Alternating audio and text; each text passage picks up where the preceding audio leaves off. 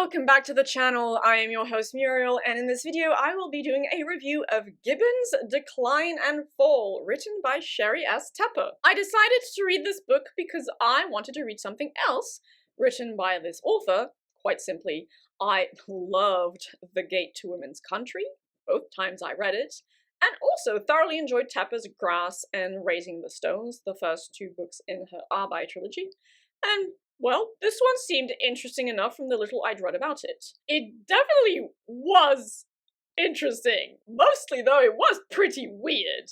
And not really in a good way. It was also ultimately disappointing, but this won't be a rot review. And, well, it certainly was unique enough in terms of more or less feminist SFF that I felt it warranted a little review of its own. The basic premise of Gibbon's Decline and Fall isn't the most straightforward, but I'll do my best to sum it all up here. The story, as a whole, centers on one main female character named Caroline. You first meet Caroline in an opening flashback chapter when she's a young woman about to go to college.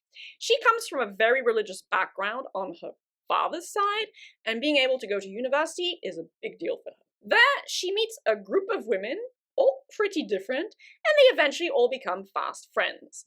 Though it is important to note that group friendship cements around a specific individual named Sophie, whom you don't learn much about at first. The best the other women can tell is that she must have some sort of Native American heritage, but that's about it. What you do learn is that Sophie is almost preternaturally beautiful, but is also terrified and disgusted by the idea of attracting the sexual interests of men. Her friends also vow, more generally, to put their needs, interests, ambitions as women first.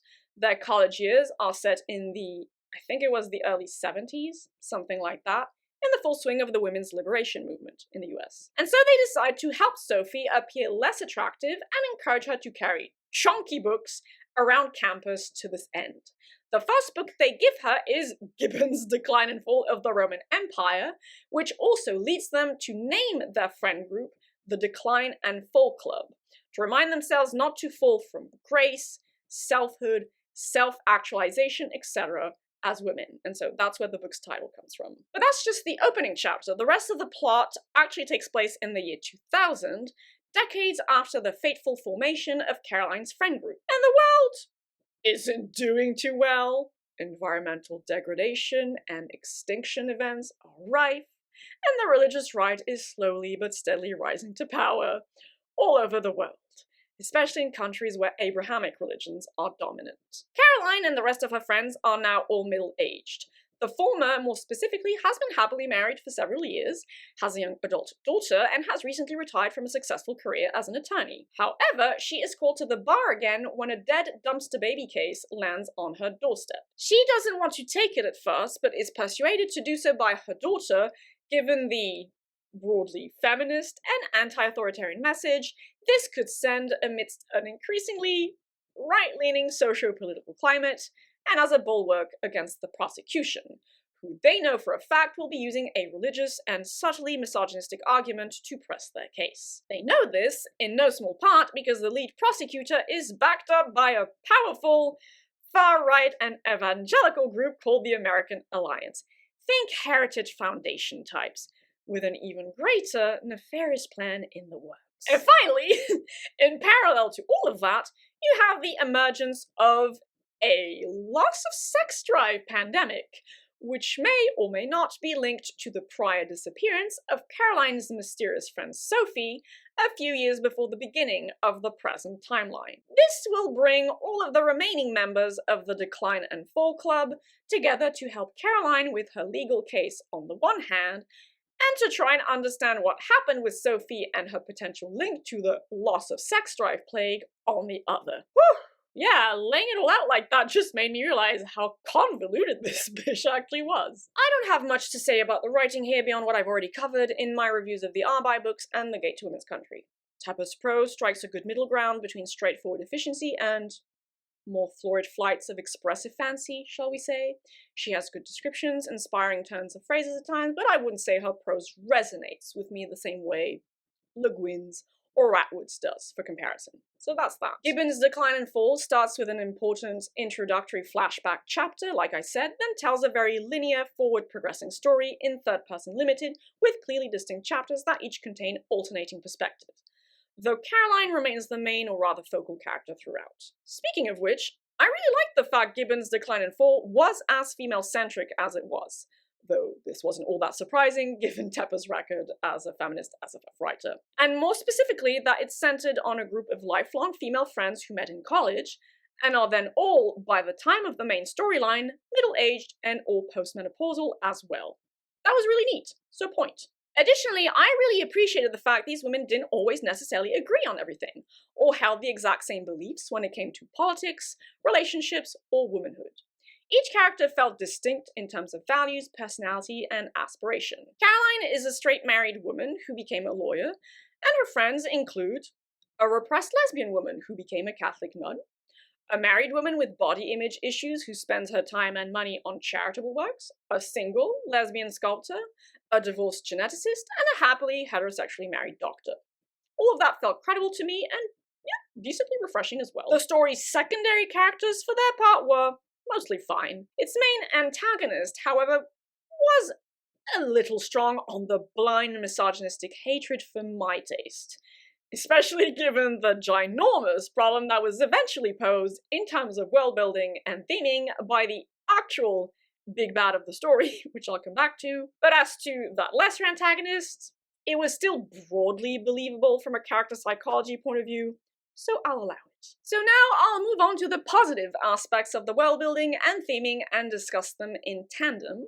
And then after that, I'll move on to a spoiler-filled section that will allow me to dissect the negative and rather what the fucky aspects of the book's world building and theming, again in tandem. The story starts out relatively light on the SFF. You have what I'll call pre-dystopian setting with an ecological crisis, #SadRelate, and a rise of the religious right to far right. Again, #SadRelate. I didn't have an issue with any of that. It wasn't developed super deeply or, to the extent of something like The Handmaid's Tale or even Parable of the Sower, but it was good enough for what the story wanted to do, more or less. But then you have the loss of libido or sex drive pandemic, which I thought was a really interesting and original idea. I mean, I've never seen that before, and it gave me food for thought. Although the very slight sex itself is the problem and kinda root cause of patriarchy stance this leaned into wasn't to my personal taste, much less belief. Still, it wasn't egregiously eye-roll inducing either. It was intellectually stimulating to a certain extent, and then it also tied into commentary on overpopulation, which I didn't mind nearly as much. Now, was it particularly believable from a science fiction point of view? No, not really. Especially when you learn what actually causes it, and I'll get back to that, and when you also learn it leads to the degenerescence of sexual organs. So by that I mean that younger adults start reverting back to a more childlike, pre-pubertal body, with women losing breast volume and pubic hair, men seeing a reduction in the size of their genitals, etc. And I just don't really see how that would actually work from a histological standpoint. From a theming standpoint, however, it was interesting to consider the psychosocial implications of this plague. One of the characters, for instance, first learns about it through a spike in the male suicide rates, because a lot of men just can't deal with the loss of their sex drive and associated masculine identity. Basically, it impacts their masculinity is what it is. Conversely, makeup and high-heeled shoe sales plummet, as women no longer feel the need to appeal to the very sexual male gaze. Some couples are said or shown to grow slightly closer as well, because the lack of, that's how I understood it, the lack of sexual tension allows them to focus on emotional intimacy and then non-sexual physical affection. All of that propped up the book's feminist commentary, theming on gender and heteronormative sexual dynamics. Again, I didn't always buy into these psychosocial ramifications, and there is a mild anti-sex stance to it I didn't really like I said. But taken all together, it was undoubtedly an interesting way to go about exploring this topic, so I'll give it that. Another chunk of the feminist theming on gender, female subjugation, and then motherhood, more specifically, also comes in through the legal case Caroline takes on at the beginning of the story. She defends an extremely poor, uneducated, and honestly borderline intellectually disabled teenager who was gang raped, impregnated, then gave birth in an alleyway before dumping the baby in a dumpster, and then I think it dies from exposure. And she didn't mean to kill this baby, to be very clear. It's very clear, like, she didn't really understand what the fuck was happening to her. Still, the religious right wants to make an example out of her and stress the immorality of women who don't have a firm patriarchal hand to guide them. And a lot of the legal back and forth between Caroline and the prosecutor, sorry, I forgot his name, asks really interesting questions regarding maternal instinct, femininity, education, nature versus nurture, in a way that is clearly informed by feminist theory, absolutely, and rejects misogynistic interpretations. I mean, at the end of the day, I still needed to agree with it a little bit, I'll be honest. But still, most of all, I enjoyed the way this was delivered in the story. It didn't feel preachy. That's always good. Some things were said about testosterone and sexual violence that didn't entirely pass my sniff test. But then again, this book was written in the 1990s, and it really was not the worst I've seen either, by a long shot, so it wasn't too annoying. But then it got weird. Bad weird. And I'm about to spoil some shit big time, so this is your cue to duck out if you so wish and head on to my concluding remarks. In 3, 2, 1, shit got real weird because Sherry S. Tapper decided she wanted to play around with lizard people. Yes, you heard that right. Lizard people. Lizards. Okay, technically dinosaur people, since them bitches stated they'd evolved from the Saurian avian line specifically. So hey, cool, at least they weren't alien lizard people. But what the actual fuck, Miss Tapper? I'll say this, you got me good there. You legitimately surprised me. I wouldn't have seen that coming in a million years. So to try and make a long story short, in the midst of her court case, Caroline and her friends realize they are being monitored, bugged, watched, etc. by the prosecution and their buddies at the American Alliance, so the big bad religious right organization. They also realize Sophie, their mysterious friend who went missing and whom they never knew much about, must be connected with the loss of libido plague. And it is also somehow connected to one of the women's research with bonobos. The geneticist research with bonobos. Anyway, they go around trying to find answers regarding her real identity, so Sophie's identity, and discover in the process that she helped a lot of women get out of bad situations, poverty, abusive relationships, you name it, etc. You're also told early in the text that she spent years of her life collecting women's stories from around the world. She's basically a women's rights icon. The Decline and Fall Club eventually get a lead on Sophie's location and wind up in her native village of dinosaur lizard people. She's not there, but her mother and twin of sorts are, and get this, they're all female. That's right, they're lesbian dinosaur lizard people. Or rather, they're parthenogenetic dinosaur lizard people. Anyway, they explained to our group of friends that all the human stories about fairies and the like were actually about them, that they rose to sentient civilization right after the rest of the Saurian dinosaurs croaked, but that their numbers were then quickly dwarfed by the up-and-coming Homo sapienses, and so they had to go into hiding. They use a kind of force field, or reality warping technology to do so, and they also have access to very advanced biotech. Yikes. Then it gets extra crazy because you learn they also had to go into hiding because of patriarchy. They're an exclusively female species after all, so fair enough. But patriarchy as a social system, you learn, was actually mostly created by an eldritch entity from outer space that feeds on violence and pain.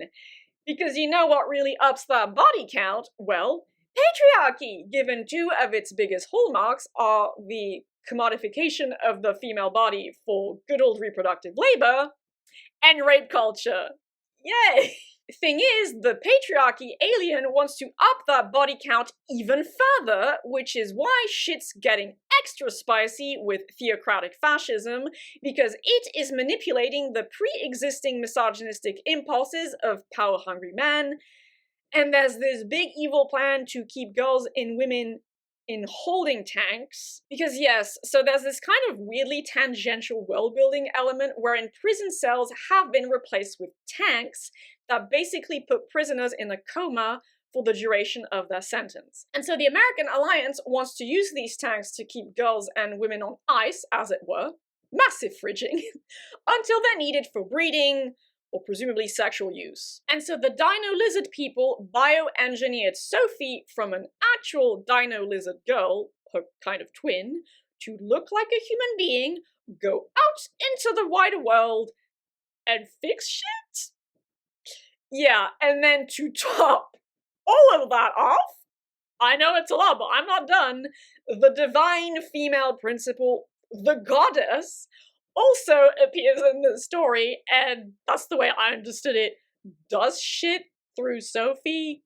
She's basically the one who orchestrated the loss of libido plague, again, if I understood that correctly. The idea being that nurturing humans will give a reprieve to women, and then by extension the planet, all other living organisms on it, and that human beings basically lack the wisdom to handle sex and its consequences. There's a big final showdown between the Decline and Fall Club and the, sorry for doing this, Eldritch Patriarchy alien, Sophie / the goddess, comes to help, and they all defeat it, more or less.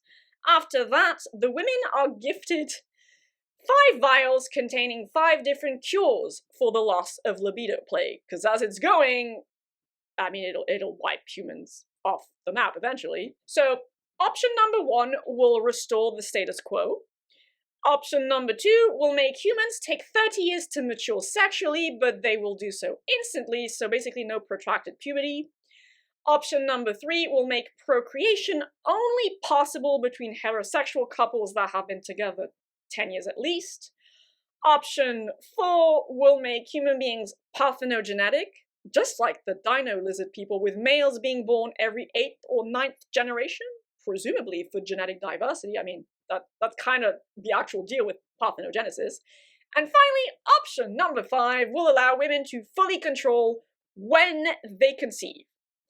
Honestly, clearly the best option, am I right? And the story ends with Caroline pouring one of these vials into a public fountain, which will allow it to spread to the rest of humanity.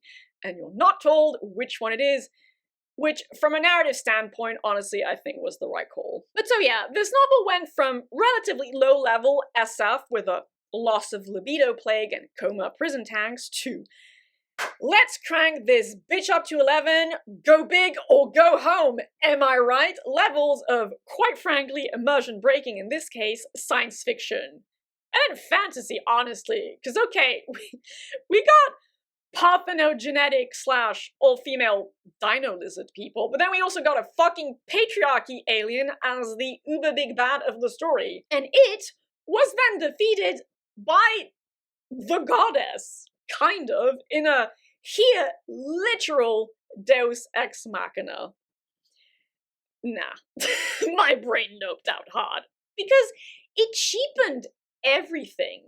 You can't just say patriarchy was created by, presumably, Cthulhu's third cousin in a story purportedly taking place in our real world with its, presumably, real-world history.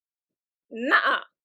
The origin of patriarchy is one of my pet niche topics of interest. I live and breathe this stuff, and I couldn't.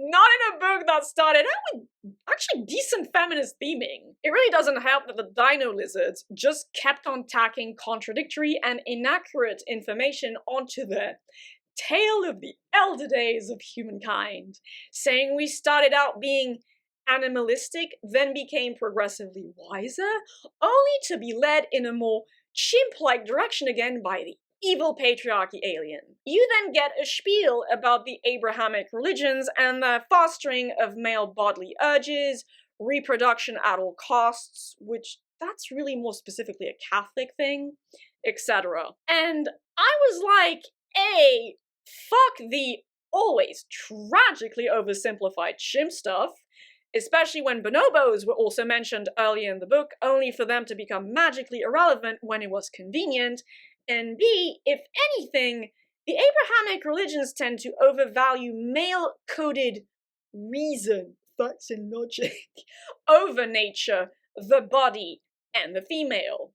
Plus, there was also a condemnation of humans destroying the environment earlier in the story, so why double back like this and, to my mind, shit on the animal, the fleshy, the bodily, etc.?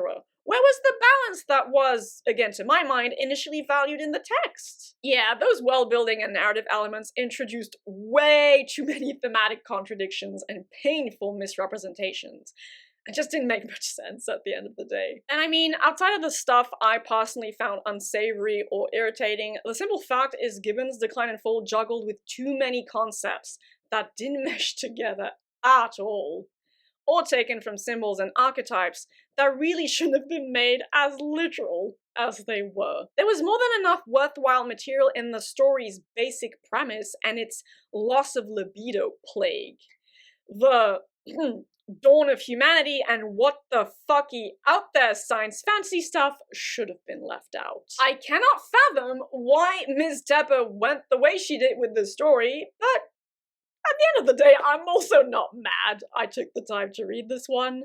The turn it took around the 85% mark was insanely disappointing, and it was nowhere near as good as The Gate to Women's Country, or even the two Arbai books I read, but it wasn't a complete waste of time either, which is why I gave it a, respectable 6.5 out of 10 rating. I wouldn't ever reread this one, but once again, point for surprising me there. I really did not see that twist coming, however much I disliked it. It's kind of funny in a way too, though, so there's that. And that concludes my review of Gibbon's Decline and Fall, written by Sherry S. Tepper. I hope you found this review entertaining, engaging, interesting, informative, all those good things. And on that very final note, I hope you will have a lovely day, evening, or whichever time of day you prefer. Do take a good care of yourselves. Thank you for watching, and I shall see you all at some point in another video, but until then, bye-bye.